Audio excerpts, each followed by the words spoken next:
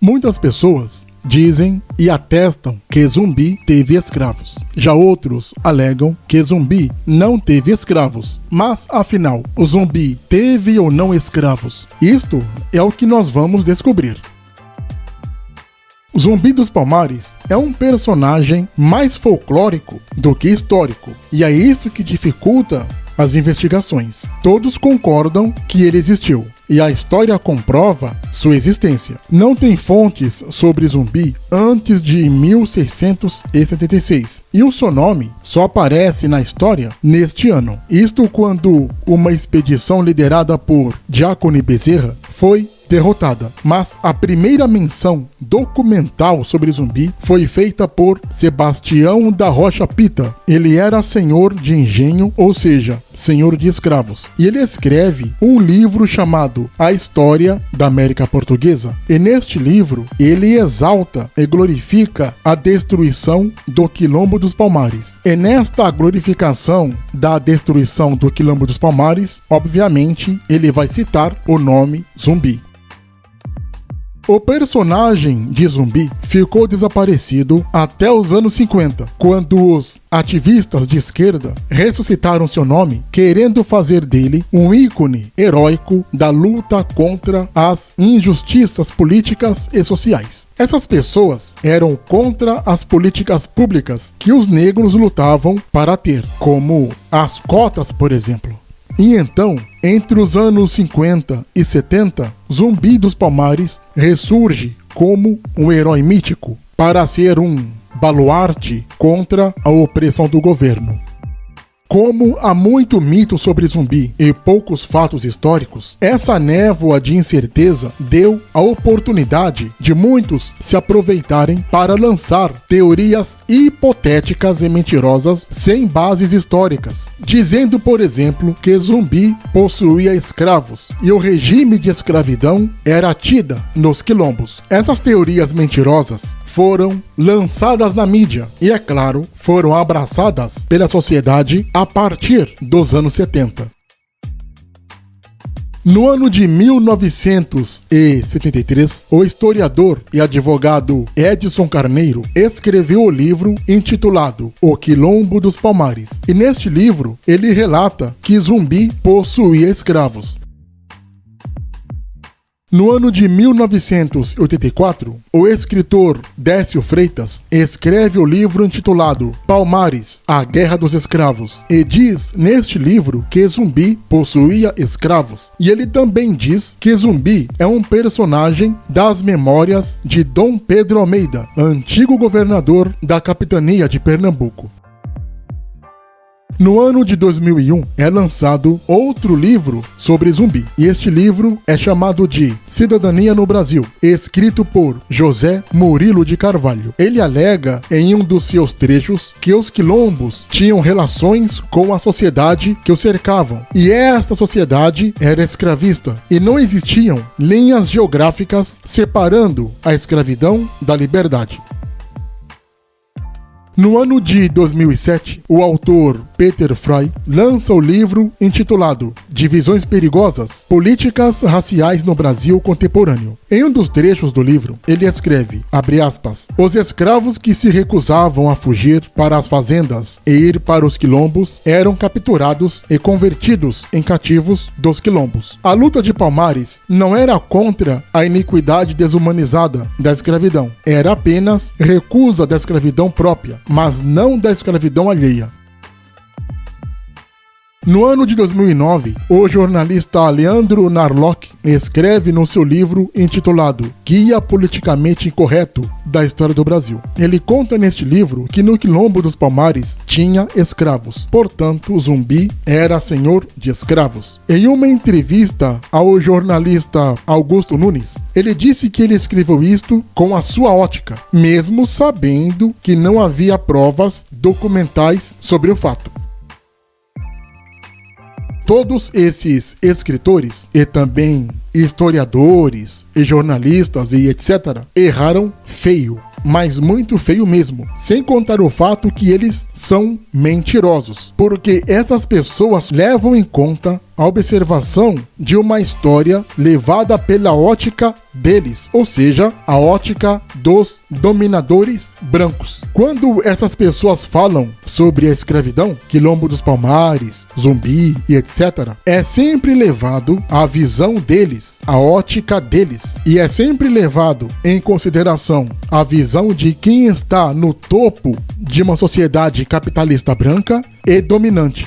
E nunca é levado em consideração a visão de quem é dominado, de quem está na base desta sociedade branca e dominante. Quando essas pessoas falam sobre os quilombos, sobre a escravidão e etc., eles esquecem qual era o verdadeiro objetivo dos quilombos, que era de proteger o negro, escravo e fugitivo, e dar uma vida digna para todos os seres humanos que fugiam deste regime escravocrata. E outra coisa, o Quilombo dos Palmares tinha mais de 20 mil habitantes. O próprio Zumbi tinha 25 anos de idade quando liderava o Quilombo dos Palmares. No auge, o Quilombo dos Palmares tinha mais de 1.500 habitações. Este quilombo tinha 290 quilômetros de extensão e tinha várias regiões como Drambacanga, Subupira, Amaro, Arotirene, Tabaocas e etc. E a região mais famosa do Quilombo dos Palmares era o Cerco do Macaco. O nome Palmares vem da região que tinha várias palmeiras. A palavra quilombo quer dizer esconderijo na mata.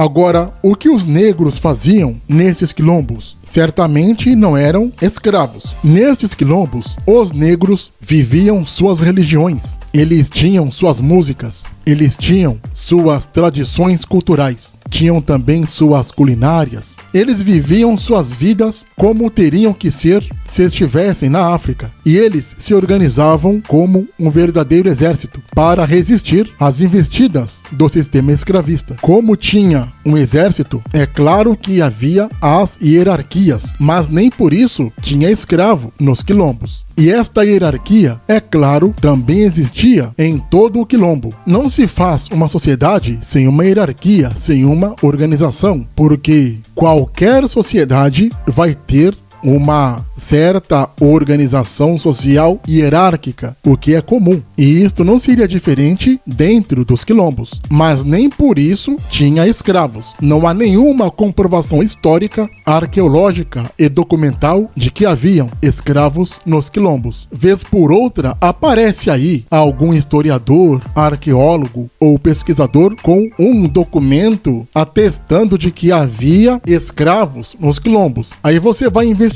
esses documentos, estes achados arqueológicos históricos, descobre-se que não passam de fraudes, documentos ou provas forjadas, como sempre acontece. Pense um pouco, os negros lutavam contra o sistema escravista, e é claro, este sistema escravista era o sistema dos brancos. Estes negros viviam sabotando os engenhos. Eles fugiam, cometiam suicídios e também incendiavam alguns negócios dos senhores brancos. A principal resistência contra a escravidão dos brancos, na época, eram os quilombos. E os quilombos eram os redutos de resistência contra o sistema escravista, racista e opressor dos brancos. Não é estranho uma organização que era contra o sistema escravista branco aderir às mesmas práticas que fez este sistema de resistência existir? E tem outra coisa, será que eles iriam entregar sua liberdade, tida a muito custo, a mais um opressor, neste caso o Zumbi? E eles entregariam esta liberdade sem resistência, sem sabotagem, sem fazer nada? Não haveria rebeliões?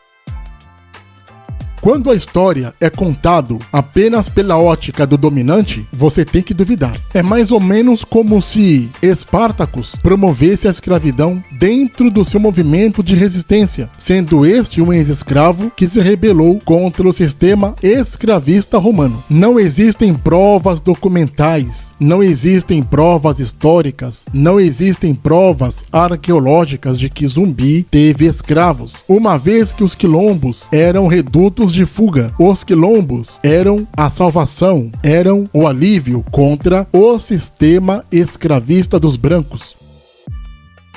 O historiador Zizito Araújo, historiador da Universidade Federal de Alagoas, atesta claramente que Zumbi não teve escravos. Os quilombos era um contraponto às correntes do sistema opressor. Não faz sentido lutar contra o sistema opressor e promover o mesmo sistema entre os mesmos partidários. Isso é um paradoxo histórico sem nexo. E acredite quem quer nestes mentirosos de plantão. Uma coisa que devemos deixar bem claro aqui: o Zumbi não era opressor, não tinha escravo e não era mais um entre estes corruptos. O Zumbi era fluente em 4 idiomas. Ele falava português, claro, também falava latim, quimbundo e iorubá. Agora, estes escritores mentirosos, assim como seus correligionários, fazem uma propaganda mentirosa, alegando coisas inverossímeis e não factuais. Isto é errado, isto é desonesto e também nocivo, porque, mais uma vez, nós vemos a história contada por apenas um lado da história, que é o lado do branco dominador e formador de opinião. Isto sim é racismo, isto sim é racismo histórico, racismo político e racismo antropológico. E essas pessoas mentirosas fomentam mais ainda a segregação e a desigualdade encoberta entre negros e brancos aqui no Brasil. Porque todo mundo sabe, o Brasil é um país racista enrustido. O Brasil é um país que não quer sair do armário. O Brasil não quer admitir que é sim um país que é racista e que o racismo é a mola propulsora da sociedade capitalista, onde uma turma se dá bem, dominando todos os setores da sociedade, em detrimento de uma outra turma que serve a esses dominadores. Sempre terá uma ideologia política e religiosa na questão racial, sem falar na ideologia social. No caso de Zumbi, é a mesma coisa. Zumbi lutava sim contra o sistema opressor racista de sua época e ele foi assassinado por conta disso. Muitos falam que Luiz Gama é o verdadeiro ícone nacional na luta contra a desigualdade racial, mas Zumbi também é um ícone nacional nesta luta. E não só Zumbi e Luiz Gama são ícones, mas todos os negros e brancos e índios, ou seja, todo ser humano que luta contra o racismo estrutural histórico aqui no Brasil, que é velado, é um baluarte e símbolo contra o sistema racista, capitalista e opressor. Cada um na sua época, cada um à sua maneira, cada um com o seu contexto histórico, é um símbolo contra a opressão racial. Ao invés de elegermos um símbolo para fazer estátuas, músicas e mitologias contra o racismo, nós temos que começar a lutar contra estas mentiras que estes brancos fabricam para dividir e separar ainda mais os já divididos e separados povos negros. Estas pessoas fazem o negro brigar contra o negro, e aí uns lutam contra os outros, e nessas brigas politizadas, quem ganha são justamente estes escritores, historiadores, políticos, religiosos, que são todos mentirosos, fabricantes de lorotas, que juntos eles vão nos separando, segregando e nos dividindo. E eles fazem isto para continuar nos conquistando. E sem uma ideologia que nos una como uma nação, sempre seremos vítimas de suas fábricas de mentiras.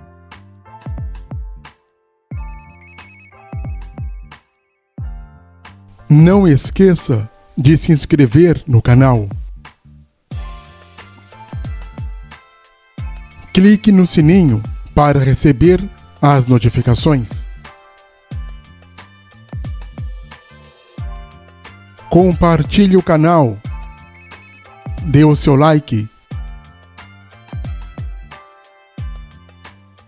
Deixe também seu comentário.